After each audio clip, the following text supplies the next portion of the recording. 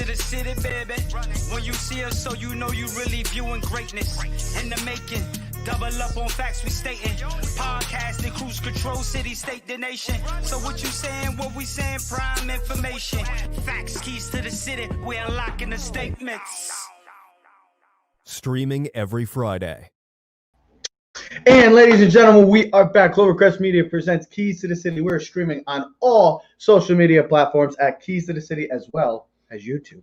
And also, we're going to be getting new hoodies soon. I promise you they will be coming. We're going to start looking within the next couple days. I know we've been behind with it, but we will get to them. We will get you brand new hoodies. They're beautiful. They're comfortable. And guess like, are we good? We're good. We're good. Yeah, I know. I don't want to show the light though. We're too pale right now. That doesn't help. At least when it was behind, we would have looked tanner.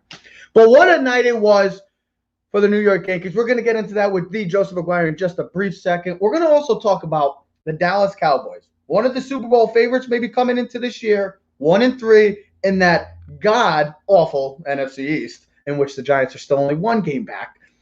I don't know how. Is it the defense? Probably, but is it a Dak Prescott that also is hurting the Dallas Cowboys? Call me crazy. I'll get into that in just a brief moment. And then we'll close out. Well, since the New York Giants are so bad, there's not much to talk about with the Giants. We know they're bad. They're one of the worst teams in the league, plain and simple. That's it. But I wanted to get into our boy Joseph Aguirre's new favorite quarterback, it seems like, Josh Allen. Is he the best 25 and under quarterback, not named Mahomes, currently in the league? We'll talk about that. But let's bring in the Joseph Aguirre right now to talk about those Bronx Bombers. And those Bronx Bombers came out to play last night. Home runs by Giancarlo Stanton, the biggest one of the night, maybe the biggest hit, not in just his Yankee career, because Risser texted us, but maybe in his career. A much-needed hit by Giancarlo Stanton. Judge hits the big home run. Frazier hits a bomb. And then somebody else, they had 4 home runs. Who was the other home run? Frazier. Oh, Kyle, the backup. Oh, he's a guy. Well, he's been unbelievable. Him and Cole have something special together. Cole looked dynamite up until that 5th inning where he started to have a little bump in the road, but then he throws that 100-mile-per-hour fastball, and you know what he said after that. You could see that he was pissed off. This is why I love Garrett Cole more than because he's just a great pitcher, not this and that. It's because his energy, his passion, his enthusiasm, and he gets pissed off. He'll show you when he's pissed off, and he showed it last night, a big out last route. But you see that game, and all you could say is, wow, if this offense could keep it up along with Cole's pitching, and the most important thing that I said to Ted, they didn't use a lot of bullpen. And we always talk about how great the bullpen is, right, guys? How this Yankees bullpen has been the strength for years. Well, they didn't have to use them that much. So that's a big thing going forward. You talk about last night, Ted, Joe, chime in, whatever you want to say. What a start to the series, 9-3. They play tonight, the big game with the rookie, Deivi Garcia, going to the mound, the surprise instead of Tanaka, which we'll talk about in just a brief moment as well. But whoever wants to chime in. First of all, on your last point, I'm not surprised that Deivi Garcia is going to start game 2. I think that just speaks volume to how I love it, actually. Well, because here's the thing. I think Joe and me, we talked about this last year when the Yankees had playoffs. You kind of want the pressure to be more on Tanaka for game 3, because what happens is this is the way you got to think of mindset. Now, you expect as a Yankee fan that Cole should win game 1, but you never know. The way this season's going, Blake Snell's a great pitcher. No, this is no disrespect. He's a great pitcher. He's a Cy Young winner. All right, the Rays were 8-2 against the Yankees, but right now the Yankees are up 1-0. Mm-hmm. So it doesn't matter anymore. That's all in the past. So God forbid the Yankees were down 0-1. I still think Tanaka would be pitching game 3 because to put the pressure on. Because you don't want to put the pressure on Deivi Garcia. Right now, he's kind of playing with house money. He's the youngest pitcher in New York Yankee history to start a game. I believe 21 years old. What I think is he's playing with house money tonight, right? If you lose, it's 1-1, no big thing. The Rays are kind of probably expected to tie the series up 1-1. The gamblers they have the better all to take the Rays. Tyler Glasnow, the pitcher tonight. You know, Yankees had a big game last night, a lot of momentum. They've been playing hot, scored most home runs, 11 home runs in the first 3 games of a series. That's a record. Mm-hmm. They've hit at least 3 home runs in each of the games, which is another MLB postseason record.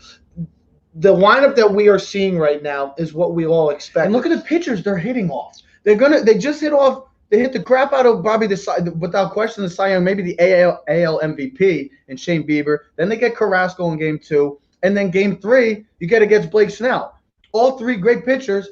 and they roughed them up. They hit all three of them. That's a really, for the Yankees, we always talk about the long ball, and that's a really big positivity moving forward. The bats came to hit. Well, they and came up clutch. Petco Field plays to the Yankees. And the most important thing, Joe, and you can come in after this, clutch hitting. Game 1, Game 2, and now Game 1 against the Rays, clutch hitting. That's what we always talk about. It came up big in the past 3 games. So funny story, yesterday on the Roll Call preview show, I was talking about Didi's tack-on grand slam against Minnesota, and I said, that was a year ago yesterday. Literally said, if Giancarlo hits a tack-on grand slam tonight, nobody will support him still. Because I feel like people are always down on Giancarlo, somewhere in every game in the playoffs so far, right? I thought that was huge last night, Joe. I thought that was huge. I thought that, first of all, that was a gut punch to Tampa. Yes, exactly. Bam! You score 5 runs in the 9th. You set the tone, the momentum. Plus, I think it's a positivity for Stan going forward because that's 3 straight postseason games now that he has a home run. And, Joe, you've been telling us since last year, they're 8-0 when Giancarlo Stanton is in the lineup. And, listen, he doesn't have to go 4 for 4. 1 for 4 with a 2-run shot, 3-run home run could be good enough for us, especially with the lineup that we currently have constructed. Well, again, look, there's a reason they're 8-0 when he's in that lineup because it just stretches that lineup up further. It just makes you're adding an MVP and a guy that hit 59 home runs into your lineup. It instantly becomes a better lineup. Like you said, if he goes 0 for 4 with 3 strikeouts, his presence just being there means you're working harder to get past Giancarlo, and maybe the next guy, if it's Voit or whoever, gets a chance to take advantage. Now, this team, during the regular season, 49% of their runs, guys, came via the homer. The percentage in the postseason, 68%. But you know what? Here's the thing. And as you just pointed out, Trev, look, it's been Bieber, it's been Carrasco, it's been Snell. And then Snell last night and Glassino tonight. I hate to say this. I know the 10-game winning streak followed the 2-6. I said it a couple times, and I insist on it now. The Yankees took their foot off the gas, and they didn't care where they landed. They were in the postseason. They cruised out to 2-6, got healthy, got guys reps that needed it, got that bullpen kind of rested too. Because, Joe, let's be honest. They're probably the most talented team in the AL where they could. Doesn't matter where they play. It was like correct. Well, here's the thing. Especially with no home field now. Yeah, exactly. Now it doesn't even – right now it doesn't matter, period. It just doesn't matter. No, exactly. With no fans, the energy is brought by you as the team. So when the Yankees hit the home runs last night, and last night I knew when he hit it, Cliff Frazier, bang! Even they said last night that's going to be one of the high. That had to be one of the highest fastballs hit for a home run. I mean, that ball was above the strike zone. It was 96 miles an hour, and he smoked that. And he hadn't played in 8 games. And he also was not playing well. If you look at it, Gardner, who had played the last 10 games, was batting over 300 in the last 10 games. And Frazier was actually struggling in his last 10 games. Big move, smart move by Aaron Boone because, hey, listen, more times than not, he would have started the veteran. He would have let Gardner because he's better defensively.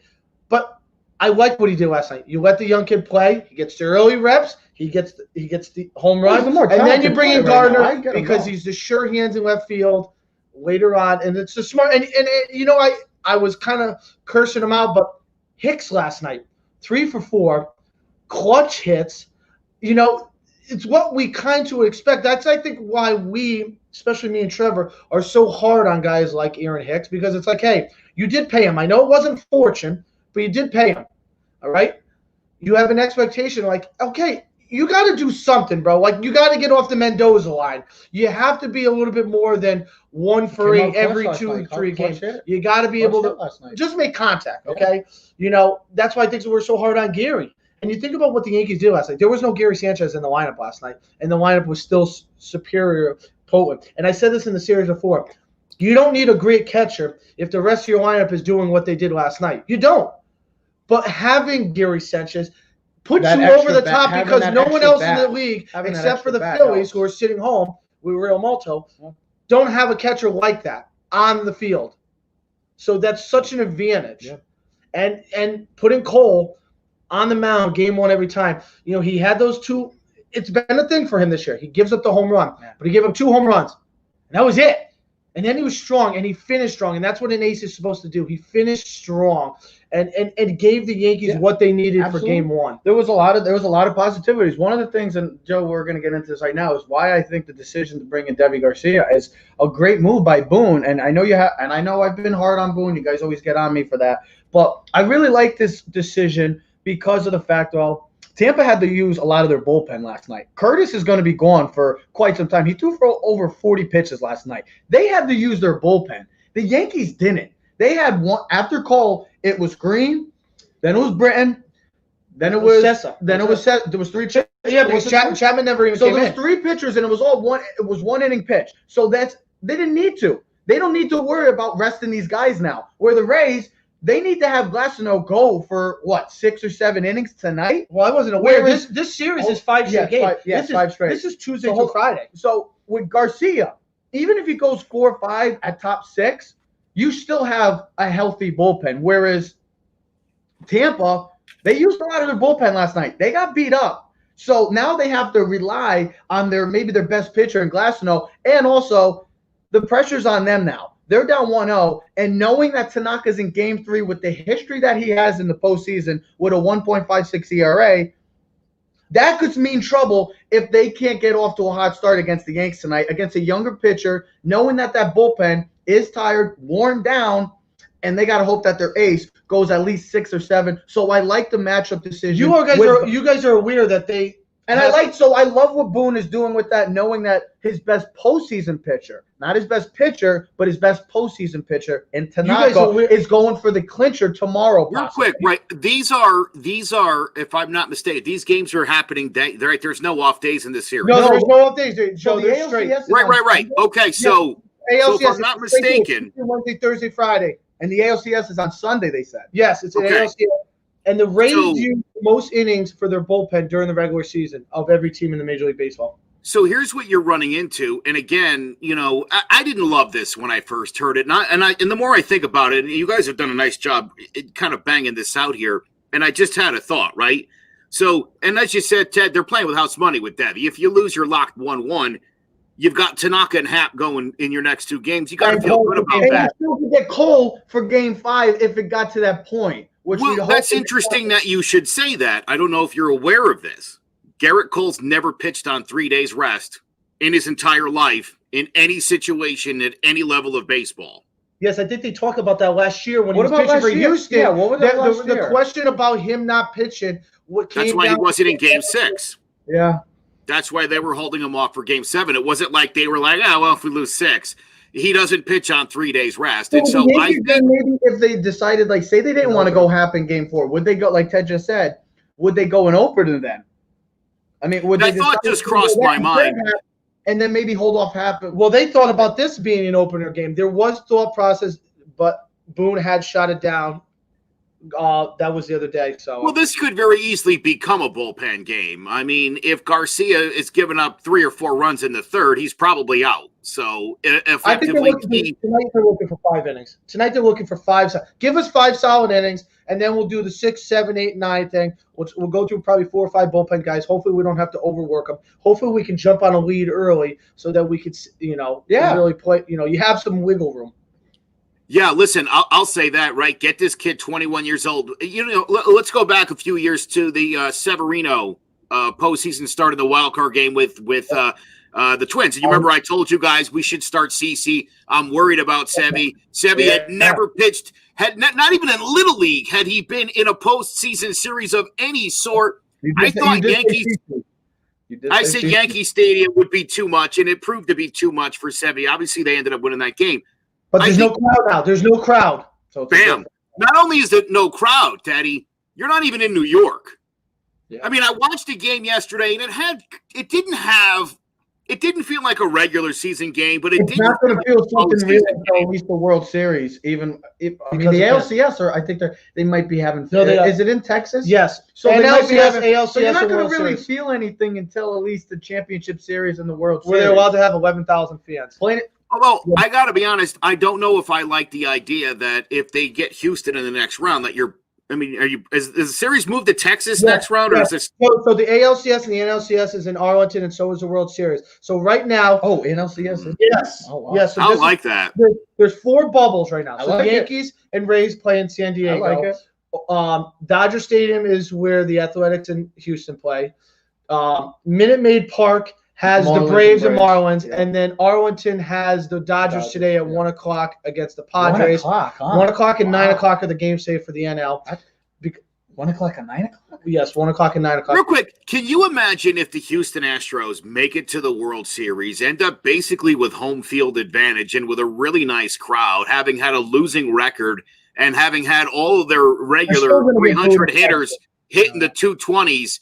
I mean, my goodness, that would be such an embarrassment for Major League Baseball that they more or less set the Astros up to like have a good year right after punishing them for the biggest scandal in the history of the sport. I'll tell you one thing, I not to take away from our Yankee talk, but No, it's fine. the Astros, I'm telling you, they're motivated. They're ready. They will, Joe. You don't think the Yankees and Astros are motivated to meet each other in the ALCS? It's a different kind of motivation. I know what Teddy's saying. People are going to say, Ted, what are you talking about? It's destiny. It's destiny. I'm with you, Ted. I know exactly what you're saying, dude, and I think 100% on it. I don't know if it's destiny. But It's destiny. I've watched them in the playoffs, though. I have actually watched them in the playoffs. And if you watch them during the regular season, they were not into it. Their majority of their big-time players, go look at their stats. Were awful this year. They were awful. Okay? Altuve was like a 200 hitter, and we're used to seeing that guy at 330. He needed his best friend, the trash can. All right, and since they've been in the playoffs, they've all hit.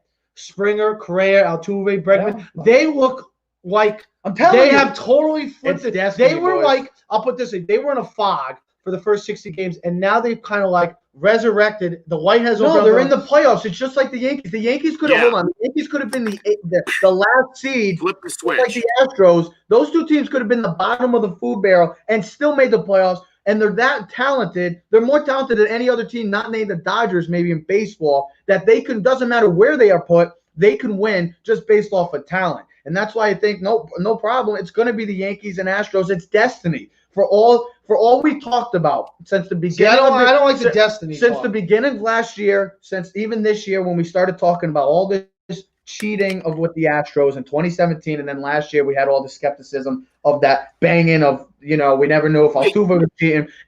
You don't believe in destiny? It's like meant to be. No, that I the do. Yankees and Astros I'm the are one that so- said to Trev that I feel like these two teams are meant to play each other. meant to be. And it's meant to go 6 or 7. And Cole's supposed to go against Greinke in game 6 or 7. Baseball's and game hoping. 1. And the Yankees win.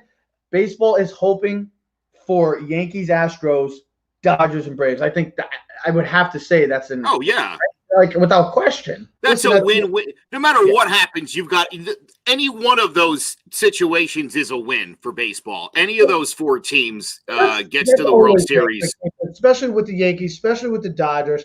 Houston, The Braves should win, the Dodgers should win, the Astros should win, and the Yankees should win. They're all the more talented teams, but talent always doesn't win. It's about in baseball, it's about fundamentals and being smart, making the right decisions. I think there's a lot to say, though, when it comes to postseason experience. Like, look how good that White Sox team was. And I think next year and then in the near future, I think you're going to see a lot of the Chicago White Sox. So get used to it.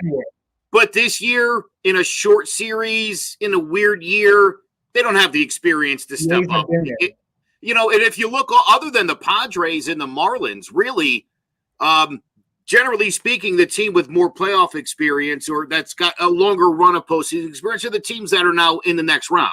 And I really do. And again, we talk about Davey Garcia tonight on the mound in his first postseason game. There's going to be jitters there that you've never felt before because he's Pedro Martinez. He's very good friends with Pedro Martinez. Davey Garcia? Yes. Yeah. They said it last night. Listen. They said, listen to Pedro tomorrow. He's got the same body build, 5'11", under 6 foot. They consider him a power pitcher, even though his fastball is only 93 miles an hour. It's not 96, 97. They said he's got a very mature curveball. He's got great stuff. They have related him to Pedro Martinez. Same type of build, same type of look, same type of attitude. Here's the thing: the Yankees, what I would ask you guys is, what do you think you need to see out of Deivi Garcia in the first inning that says, okay, he's good tonight? Well, here's my thing. The most important. I'm going to go one step further with you and help you in this. Is the sense of the most important player on the New York Yankees and in the field tonight is going to be their catcher, Gary Sanchez. It's plain and simple. Not just because of the bat, but because of that. Deivi Garcia's pitching. He's 21 years old. Make this kid feel comfortable. Make him get his stuff going. You can't have a bad game, Gary. You saw all the big boys come to play last night. You saw Judge hit bombs. You saw Giancarlo hit a bomb. You saw everybody play their part. Yeah, exactly. Your catcher. Well, don't forget, in Game 2 against Cleveland, Gary did have a game. Exactly. Everybody played big. You have to play big, not only in behind the plate, but you also got to hit the ball too. Plain and simple, Gary Sanchez is the most important player coming into Petco Park, I should say, tonight. I find it interesting that clearly Aaron Boone knew he was going to start Deivi Garcia in Game 2, and yet had a chance to bring Eric Kratz or keep Eric Kratz on the postseason roster to set these two guys up. They got a lot of experience together from the minor leagues. Mm-hmm. So I think what Gary did in Game 2 has instilled enough confidence in Aaron Boone that they swap Kratz out for Michael King, 14th pitcher on the roster, because they believe that Gary's gotten himself straightened out. I mean, he caught a good game against the Indians. He hit. He came through with the sac fly. So yep. I think that was a really telling thing, because I think if Gary hadn't played well in Game 2 or had not fielded his position well in Game 2, there's a good chance that you might have seen Stanton in left, Gary DHing, and Kratz catching Garcia. But again, I think they feel good enough about Gary right now. Yeah, listen, bringing 3 catchers to the postseason is a luxury only the Yankees could enjoy. Now other teams, the Rays did the same thing. They only brought 2 catchers too. Now, I don't know, Joe, did you watch the whole game last night, right? Now, did you listen to the broadcast when they were talking about the 28-man roster stuff, where they said it? They were fluctuating, remember, because the league started at 30, remember? Yep. Then it was going to go down to 28, then they were going to go down to 26. But the managers all kind of had a thing where, you know what, let's keep it at 28. There's too much kind of like unknown right now with the coronavirus. They were saying how the GMs are probably a little pissed off, because if they'd known that, would there be extra moves, knowing that you could have carried extra relief pitchers with the 28-man roster? Because that's huge. I mean, to be able to bring an extra pitcher or 2 in the postseason, usually it's 12 pitchers, but to be able to go 14, especially for the teams like the Yankees and Rays, who the bullpens are so significant to both teams' success. Mm-hmm. You know, and I know you said last night they used a lot of pitchers, but they still have a whole bunch. Oh, I know that. And they used the most. So did the Yankees. Their bullpen was most used during the whole regular season. So I don't think it'll be an issue, because they still have Glasnow pitching tonight, and they still have Charlie Moore in Game 3. You're banking on Glasnow to give you 7 strong. No, he doesn't have to give you 7. Well, that's what an ace does. 6-7 innings. You're banking on him. If he's an ace, then he started Game 1. You're banking. Well, it's tough to put against Snell or Glasnow. You can't just. I mean, either one is an ace on any other team. I mean, Glasnow's an ace on any other team. So, realistically, he's a number 1. Well, but so you're banking on him to go 6 or 7 strong, knowing that you had your bullpen get work last night. Where the Yankees, they can use Garcia, could go 5. Guess what? You can bring in Green. You can use Ottavino. You can use Britton. You can use these guys. Now you have Chapman well rested. So it's like the Yankees are in a good position right now, where the Rays, they need to come to play tonight, because this is a do or die. Knowing that Tanaka's pitching tomorrow, I'll take my chances with Tanaka, knowing his history in the postseason. Now, if I was a betting man tonight and I had no feelings toward the game, I'd take the Rays tonight. Oh yeah, I would if I think of the Yankees, because I think this is the way these teams are so highly competitively matched and fairly matched that I can easily see this series going 5. Why not? Well, they're both very evenly matched, so you can't despair from the now. If the Yankees play tonight or at least tomorrow, like they played last night, where they're hitting the ball out of the park and they're pitching well and they're not making the errors. Now, Glaber, can we get just solid throws, man? Just throw the ball right to the glove. He does frustrate me a little bit, his defensive prowess, but if he can hit, it makes up for it. But like last night, though, if you saw the A's and Oakland game, Simeon, there was 2 outs and he botched the ball the whole game, and then Houston went bang bang boom, and then it was a home run. That's what it could happen. So I'm expecting the Yankees to win tonight too. I'm still expecting the Yankees. Well, of course, we expect them to win every night. Well, That's let the me kind of thing that you put out bounce on the this field. one off you. I find it curious that Blake Snell started game 1 and not Tyler Glasnow, I thought it because was gonna be you would have thought, but there's a reason for that. Clearly, Kevin Cash definitely felt like advantage game 1 no matter which guy he threw against Cole. Let's be honest. Cole's the best pitcher in baseball. He was 4-6. Glasnow twice dominated the Yankees. One of the best curveballs in baseball. If you look at the Yankees' numbers against Glasnow, particularly against his curveball, the numbers were putrid. Yeah. I think they thought Glasnow's not going toe-to-toe with Cole. They threw Snell there. Snell is a great pitcher, but we know against the Yankees he's never been a good pitcher. No, he's got a ERA. He was 4-6 in 18 lifetime starts. And it wasn't like he's pitched bad. It's just the Yankees have gotten the better numbers of him. And even when he did pitch last time against the Yankees, I believe it was August 8th, he still in 5 2/3. He still gave up 3 or 4 runs. Here's the other thing. With Cole going last night, you also knew no Gary Sanchez in the lineup, which meant Blake Snell's a go because 5 hits in his career off 6 hits in his career off Snell, 5 homers in 16 at bats. Gary owns him. Interesting. So listen, just by Gary Sanchez not even playing last night, He had an impact. Dictated with a starting pitching for the Tampa Bay Rays. I love that.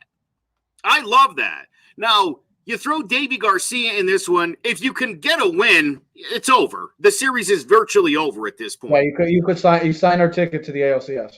If you don't, like Ted said, you're playing with house money. You're locked at 1, and you've got 2 really good pitchers going out for your next 2 starts. Yeah, you're still going to have Cole, possibly in Correct. the back. And these guys simply have Charlie Morton and then probably a bullpen game in them is what I would assume is And then coming. we'll come back with Blake Snell probably the 5th. Yeah. Oh, Again, for bullpen 4th game on short rest. On short rest. That's what I think. Like what the Yankees. But did. this is unprecedented time because it's in the paper right here about the Yankees and stuff. Where this has never happened in baseball. You know, you're going 5 straight games, and then Sunday, boom, you're right back to the ALCS. Usually, there's days in between. It's all spread out. It's the same thing with basketball they were talking about. Basketball's playing tonight. Now, the next game ain't till Friday, but that I think that has a lot to do with competing with the NFL on Thursday night and baseball being on almost every night. So you're trying to maximize your ratings for your network and your sports. But I don't know which team that benefits more playing 5 straight. Would that help the Yankees or would it help the Rays? Well, the Yankees are hot right now, so I would say the Yankees, they're playing well. The bats are swinging like the Bronx Bombers we were hoping. And the pitching, Cole looks good. I would say the Yankees are the hot team, so I think this is in favor of the Yankees. Think about this, too. You know, a lot of the times in these postseasons, you have the travel day where, we go from one ballpark to the next, so you get that off day. How many times have they played 2, had the travel day, game 3 gets rained out? Right? You win the first 2 games, you have an off day and a rain out, and now all of a sudden, all that momentum is gone, and we've seen this. It never rains in San Diego, so we're good. There you go. This is. I think this works out for the Yankees, like you said, Trevor. They're hot. The bats are hot. The pitching is. I mean, everything. The Yankees are exactly where they need to be over their last 3 games. It's kind of like the Astros right now. Everything is clicking for these 2 teams. Oh yeah. We'll see the Dodgers and Braves because I think those are the favorites going in without question in the NL side. So the Yankees and Astros do their part. They look like they're going and an ALCS rematch. We can only hope because man, I'd love to beat those bastards. Let's shift over to the NFL. And, well, we're not even going to talk about the Giants because, well, there's nothing to talk about. They played hard again. They found ways to lose again. But, hey, what are you going to do? It's that type of year in New York football sports. Both teams are horrible. At least the Giants are trying. The Giants are starting to fight people now. It's just a mess right now. We got to get rid of Golden Tate. Time to move on from it. Get rid of these guys, but I'm not talking about them. I'm done. That's it. Let's get over to the Dallas Cowboys because this was a team, everybody coming into this year saying this was one of the favorites to maybe represent the NFC in a Super Bowl. Am I wrong? No. So you look at them right now, they're 1-3, and That beautiful NFC East division. Should be 0-4. It should be 0-4, but yet they would still be only one game back because the NFC East is the worst division I've ever seen right now. It's god awful. So Dak Prescott, his stats are amazing, right? He's throwing for almost 1,700 yards. He's doing well. So he's averaging in his first 4 games 422 yards passing. So I was looking at Almost like me and Madden. And I was looking at his pass. Yeah, right. And I was looking at his pass attempts, and they've gone up drastically in the past 4 years. Started in 2016, 459, then 490, 526. Last year was 596. This year he already has 201 passing attempts in 4 games. Yeah, but a lot of that stems from them being down early in the game. Hold on, I'm gonna get to it. There's a guy named that was a former number 1 pick and a starting quarterback that just got released and is now on a new team and is a backup. His name is Jameis Winston. I want to just give you a couple of his stats. So last year he had 362 yards in his first 4 games. His attempts were 535, then 567, 2017, 442, 378, and 19. And then last year, 626.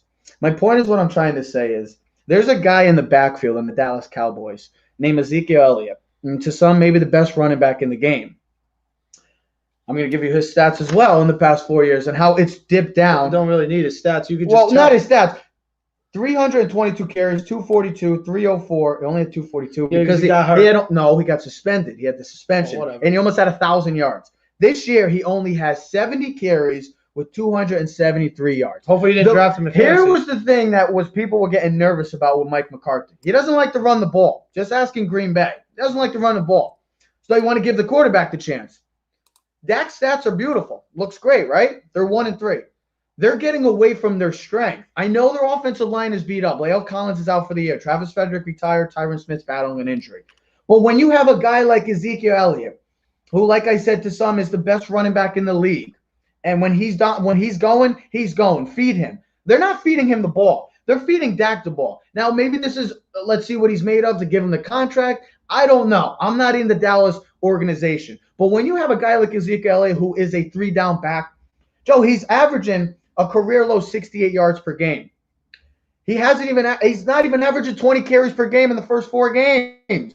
All right. So my point is that how are you taking away the ball from your best player, and it's not Dak Prescott? He can throw the ball. That's fine. I get it. Their defense is atrocious. I get that. Well, the reason maybe is because they're throwing so much that they have the 3 and outs. The defense is never is always tired. You got to run the ball. You got to have hold on. You got to have some sort of balance, and they don't. Okay, but here's it's hard to have balance when you're getting crushed. He's the first. I know you got to throw, but maybe they're not. But they're not rushing the ball. Starting slow. Now here's the thing. Because they're throwing it so much. It's like the Tampa Bay Buccaneers pre-Brady. I want to give one stat, and then I'll let Joe go. Aaron Rodgers is now, after last night's win, 17-3 since Mike McCarthy has left the Packers. Okay, 17-3. Look how great he looks. Wow. All right. Look how great he looks. Okay. Yeah. They have been a better team. Now, Joe, say what you're going to say because then I'll get into what I was going to say. Go ahead, bud. Look, Dak became the first quarterback in NFL history to go over 450 in 3 straight games. But the problem is they're getting beat down. That's why they have to throw the football. These are basically garbage numbers that Dak's putting up because they're so far behind. He's got 5 turnovers in his last 2 games. He's absolutely destroying the Cowboys right now. I know the defense is bad, but stop turning the ball over. When this team was successful, and this team was 12-4, and they were the number 1 seed, and Dak Prescott was a rookie, and so was 13-3. They were 13-3. Okay, so I'm glad you're 13-3. They were running the football. Now, listen. You want to know how much he rushed for in his rookie season? 1,600 yards. But their offensive line also, so let's be fair, was at its peak right then and there. I understand. Their offensive line is nowhere. Tyron Smith is playing hurt. Yep. They're missing their all-pro center because he retired. Fredericks is gone. They're missing the right tackle because he's out for the season. Zach Martin's much older. I got it. Their left guard is not playing up to par. Okay. This is a league of passing. This is a league of trying to get the quarterback. But I don't think Dak is not that quarterback. We know that. I'm not disagreeing. But this is a league where you're trying to get the quarterback paid. So by proving that Dak can win and play that way, which is not working because he's putting up stats And he's on pace for 6,000 yards. Okay, he's on, really is like our Madden. he's on pace for 40-something touchdowns. We have a Madden team that does this. Okay, ridiculous. But when they were successful, when they were successful, they were running the football and playing solid defense. And when you run the football, you control the clock, you control the game, and you keep your defense now off the field and rested. Now, doesn't mean you can't win this way, but it puts a lot more pressure because if you don't, like you, Joe, you said a lot of times, if you don't score, you're 3 and out, and you get the ball right back to the offense, and they control the clock. And when they're scoring, and here's the other thing, that game was 14-7 Dallas, and you thought the game was crazy. You thought Dallas was going to win, and then a couple plays here and there with the trick pass and a couple other turnovers, but that's where you start. You're up 14-7 right there. That's when you give 2-1 the ball. Feed him the damn ball. You have a guy like he's up there with right now the greats in this game. I mean, he's right with McCaffrey. He's with Barkley. He's with Kamara. He's right there in that tier. How you're taking him out of the game? It's almost like, where's 2-1? I'm actually surprised. You're talking surprised that he hasn't said anything. You're talking more about Dak. We're talking more about CeeDee Lamb, his presence. We're not talking about 2-1. So they have 3 receivers possibly could get 1,000 yards. They're on pace for 1,000 yards. And here's my thing is Dak Prescott. Yeah, his stats are great. He's thrown for over 500 yards once and 3 times 450. Okay, that's great. But he's not Mahomes. He is not Aaron Rodgers. He's not these quarterbacks. He's never been that. Mississippi State, he wasn't that quarterback. So I know what you're trying to do. You're trying to give him a chance because he wants to prove himself. Is he a franchise quarterback? He's still playing under this no contract yet. Waiting for the big franchise quarterback, you win games. Yes, exactly. You have to win. But also, we always said the most important thing for Dallas was that balance and feeding the ball to 2-1 because it was always the problem and why they always struggle. When they gave the ball to Dak and let him try to win the game, it always seemed like they struggled. They started 13-3, 9-7, 10-6, all winning records. Since then, he's 9-11. That's his record in the past 2 years as a Cowboy. When they were running the football, they were 13-3, 9-7, 10-6, all over 500. Now you got a 1-3 record, one of the worst defenses in the league, and then last year you didn't make the playoffs because they got away from the running game. And when you have a guy like Ezekiel, and I can't stress it enough, you have to feed him the ball. Despite the fact Nick Chubb got knocked out of that game with an injury, the Cleveland Browns had 307 yards on the ground. Oh, I mean, that's embarrassing. Yep. That's what you would expect Clemson to do to the worst team in FSB. Like 307 yards. Did you stop anybody in that game? Also, Dallas became the first team since the horrible Oakland Raiders of 2012 to give up 38 points in 3 straight games. At least 30. I mean, that is stunning how bad that defense is. And that puts pressure on the quarterback. And now they've had slow starts. I don't know what more to say to this. Dak's put up great numbers. He's looked good. He almost brought him back again the other day against the Browns, except for the late pick. It was the cornerback read it great. The Browns, Denzel Ward read it. It was almost the Seattle play with the pick play with the slant. Like I don't want to bash. I'm not bashing Dak. I don't want to because bash Dak. I know what's going to happen. They're going to come to Giants Stadium this week and score 50 points on the Giants because that's what's going to happen. We also said that about the Rams. This Dallas team could score and in much more. No, I understand more on elite that. level. Maybe Daniel Jones will have his best game as a pro today. If I'm Zeke, I'm a little bit upset. I'm going, you guys just paid me big money last year to run the football. You have a solid offensive line. Let's take some of the pressure off Dak. But this is what we said about McCarthy. And then we'll play action. This is what McCarthy does. Here's the thing. He gets away from the running game. Is Mike McCarthy too old for the job? And what I mean by that is, has the game passed him by? You know what I mean? We love these old names. Like, remember, remember 10 years later, we were still talking about Bill Cowher being the Giants head coach. We should go get Bill Cowher in the booth. It's like, no, he's fine in the booth. Let him be where he needs to be. Where is the young, innovative guy? You got Mike Nolan, who hasn't been in the league for a couple of years, a friend of Mike McCarthy. His defense has been awful. Listen, the Giants defense, who has less talent than this team, has been better than the Dallas Cowboys. They definitely play harder. And they play harder, and that's a fact. Yep. Their defense has been atrocious, Dallas, and that stems from some of the problems that Dallas is having this year. I understand. When you're giving up 35 points in 3 straight games, the pressure to score is astronomical. You can't expect your offense to score 40 points a game. That's just not a realistic game plan in the NFL. The NFL, listen, remember the Falcons listen, the old coaches, there was a book that said the defensive Mendoza line is 19 points. You want to keep your team around 20. 19 points, under the 20-point mark. If you can do that, you should win majority of your games. You're doubling that, Trevor. I just think this is a Tampa Bay Buccaneer team pre-Brady. A lot of talent offensively. The defense was really bad at last year, and then you have a quarterback. Now I know that there's no running back on that team that was like Ezekiel Elliott, but they had a quarterback in Jameis Winston who was throwing the ball 626 times last year. Yeah, but he doesn't turn the ball over. Dak's better than him. I'm not saying that. I am not saying. I know you're not. All I'm saying. But I'm just saying Dak is better than him, and doesn't turn the ball over. And he finished second last year in passing yards, Dak. So ever since he became this pass-happy guy, the Cowboys have gotten away from their bread and butter, which is running the football, and they haven't been successful since. I will say this one last stat, and then you can move on to what you need to say next. I said it before, and I said it last week's show. Last 3 years, the leading passer in the league did not make the playoffs. And I will say this, and I'll ask you guys if you want to say yes or no. If Dak has a type of year where it's record-setting, okay, we're talking 5,000-plus yards, 40-plus touchdowns. But Dallas does not make the playoffs and they finish 8-8. Do they pay him? No, I'm not. Your objective is to or no? Your objective is to get to the playoffs. You're the Dallas Cowboys. You have that stature above your. You have that star in your helmet. You're supposed to get to championships. You haven't been there in 20+ years. Guess what? The time is now. I don't care how great his stats are. I'm moving on from him if they don't make the playoffs. I don't know. Again, I think I'm talking big. I'm talking 5,200 yards. Big. I mean, I'm talking the Drew Brees, Peyton Manning type numbers. At this pace, listen, I know it's only 4 games. Things could change. Nope. But right now, he's on pace for 6,000 yards. I'm not paying him. So that's why I asked. Well, you don't like him, though. What about stats? You don't like him. No, you don't like him. You don't like the Cowboys. Are you being objective here? Because I'll be honest, if I have a record-setting quarterback who's got an arm and can do stuff with his feet, why wouldn't I pay that guy? What would be the alternate plan? You want to start Andy Dalton?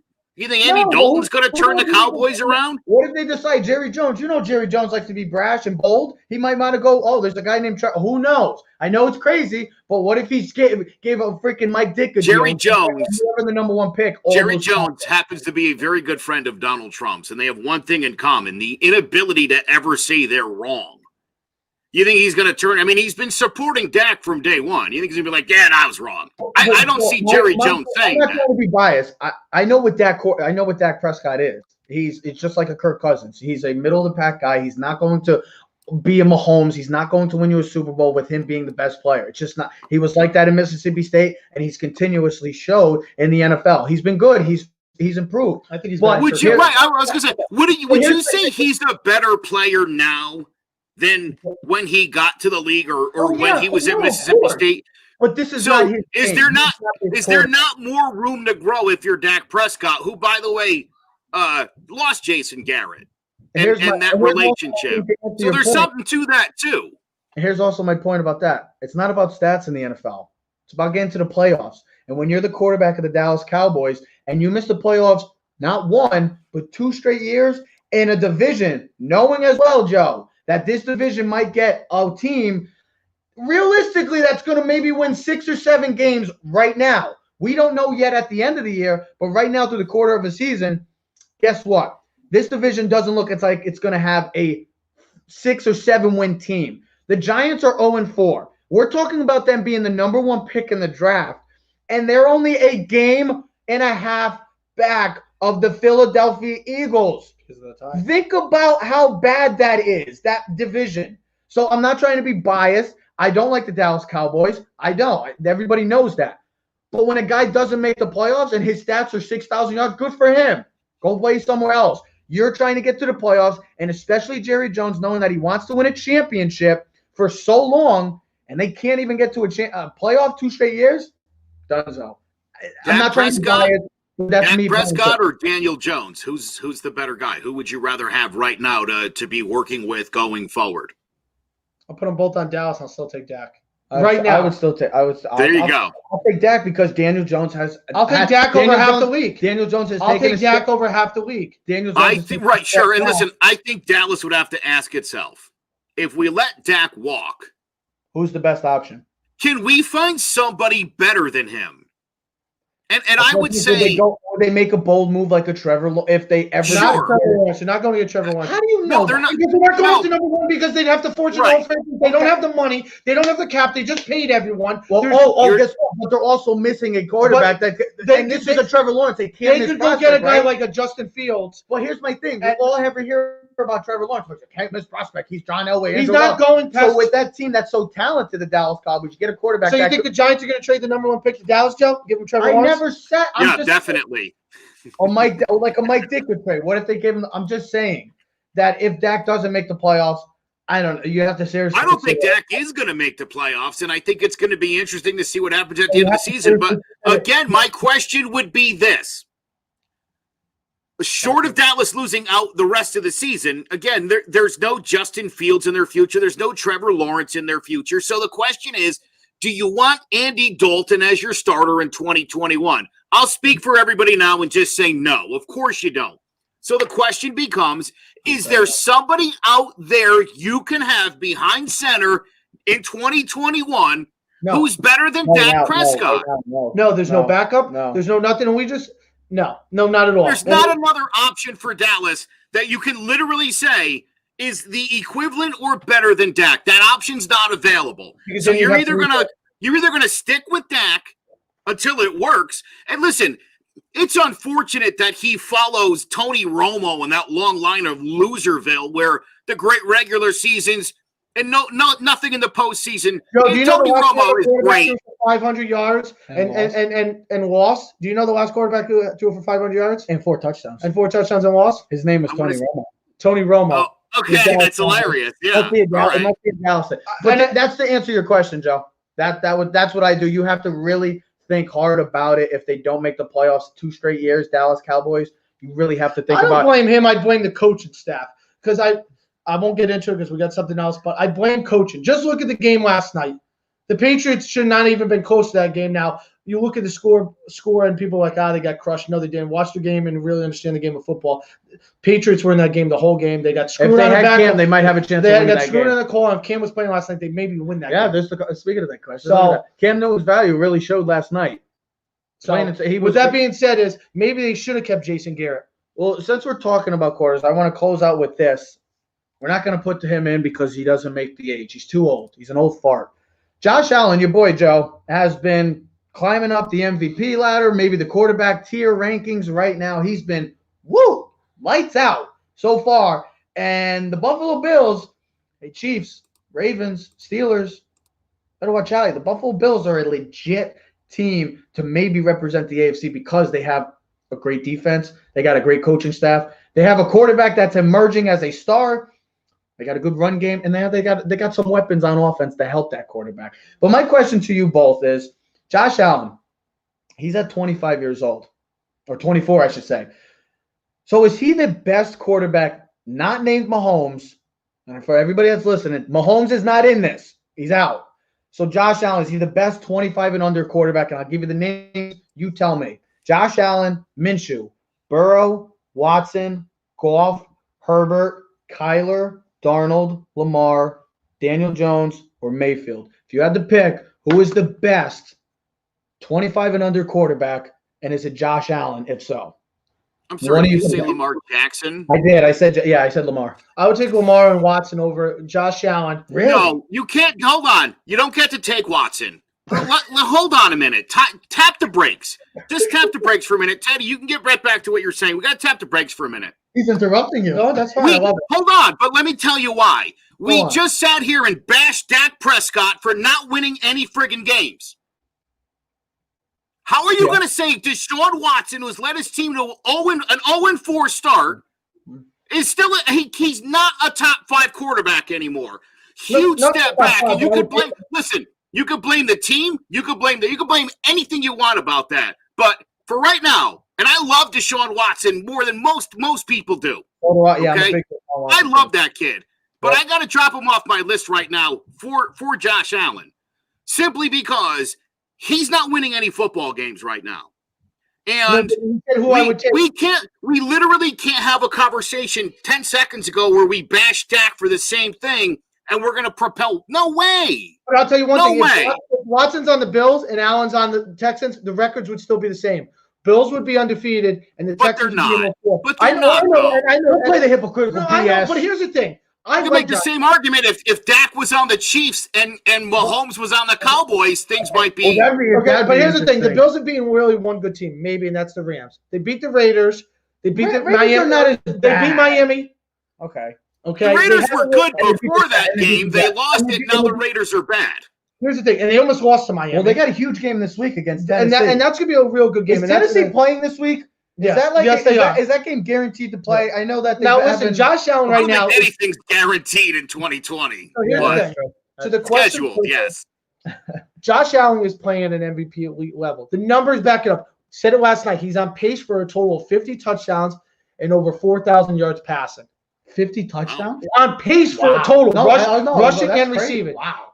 Rushing and receiving. Good. He's a better version of what Ben Roethlisberger was when he was coming up because he's a little bit more athletic with his legs. He's got the same size, has the same arm strength, comes from the small school like Miami, Ohio, and Wyoming. Could this be what I want to say about this? Let me finish and then I'll let you go. Well, I always do it to you. I don't give a shit. You do it to me. Yeah, I know. Because I am because I'm going to punch you right in the face. Okay. Here's why, Joe, and I like what Joe said. He came at me with the Deshaun Watson thing, and it's the truth though. Just look at the NFL. Coaching means a lot, makes the biggest difference. Because if you look what this Bills team did a couple years ago, they hired Sean McDermott from Carolina. And since he's been there, he has built a great formula of a team. Okay. They lost some older veteran players that were on that team that were really good defensive players. And they moved on from them. But their defense is stout, okay? They got one of the best cornerbacks. They got a bunch of great role players. They got a good pass rush. They have a good offensive line. Who's their best running back? You don't really know it, okay? They just have pieces that work. They made a nice move this year to bring on Stephon Diggs, which is huge. You give your quarterback a weapon. You don't trade DeAndre Hopkins. You don't trade one of the best receivers in the game for a running back that's been hurt 2 years in a row. You just don't do it in a league that's about passing. You don't do that.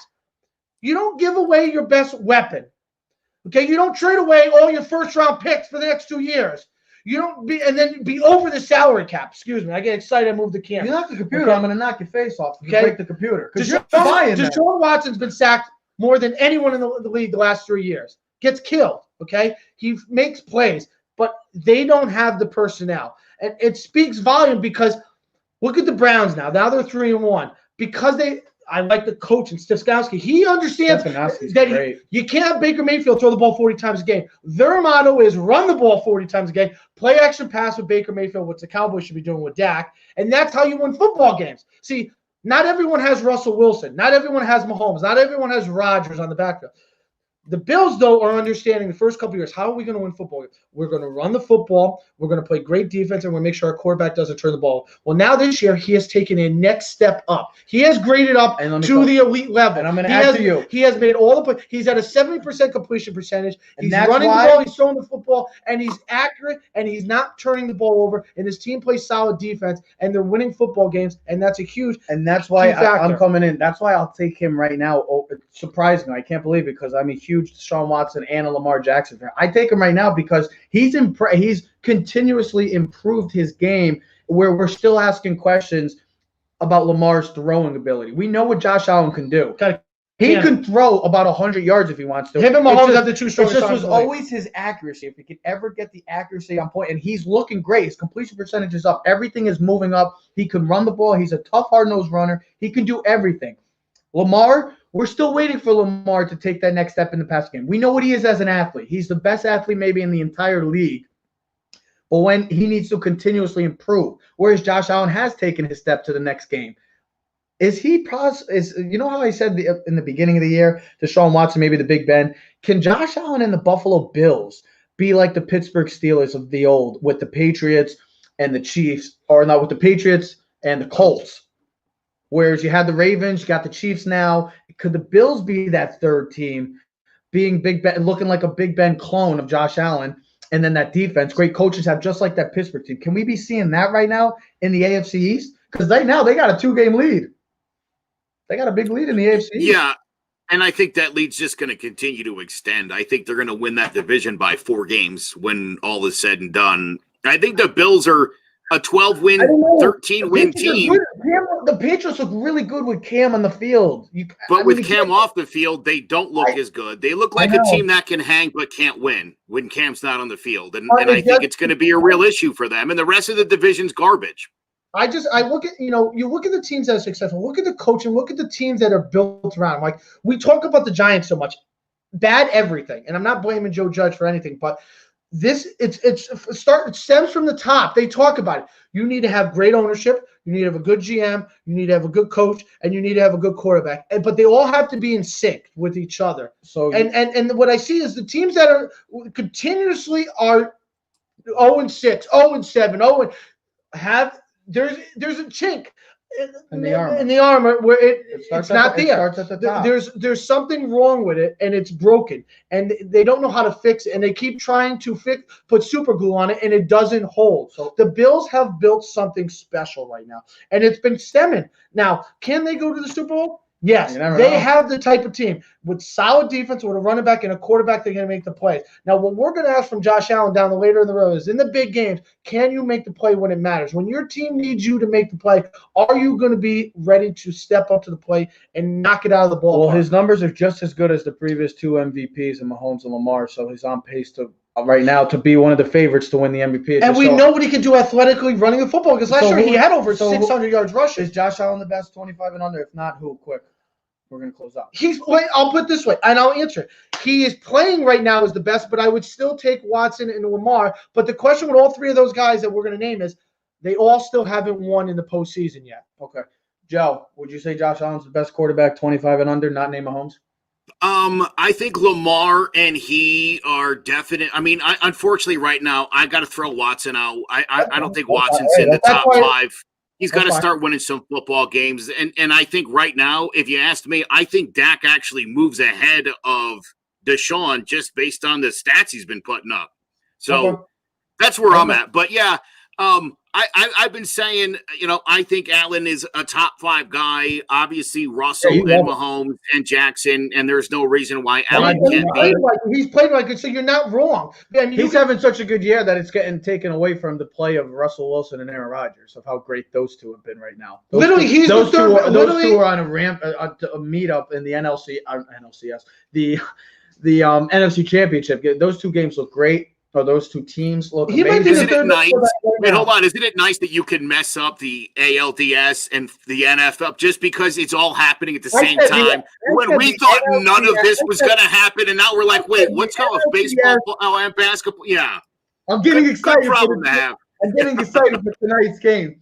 That's how bad I am. How do I compare NLCS to the NFC? Well, they both had an end. I have a lot of problems. Joseph, as always, thanks, buddy. Go Yanks. You'll have to make another bet, since obviously our sandwich bet on the Chiefs and the Pats went out the window. So we'll look at the game, and we'll make a decision by the end of the week in our next show. I look forward. I'll be back on Saturday. About one of those days, we'll figure it out. Because we'll know a better idea. We'll figure it out. All right. Hit me up. I gotcha. Go Yanks. Go Yanks. Thank you, Joseph Aguirre, as always. Ladies and gentlemen, we are Keys to the City. We're streaming on all social media platforms, including Cleveland, including YouTube at Keys to the City. You can check us out, follow, subscribe, like, comment, whatever you want. Let us know, and we're getting new hoodies sooner or later. So we will get hoodies. We're running behind. We will get to you guys as soon as possible. So let us know. Clovercrest Media presents Keys to the City. Go Yanks. We are out. To the city, baby. When you see us, so you know you really viewing greatness in the making. Double up on facts we stating. Podcasting, cruise control, city, state, the nation. So what you saying, what we saying, prime information. Facts, keys to the city, we're unlocking the statements. Streaming every Friday.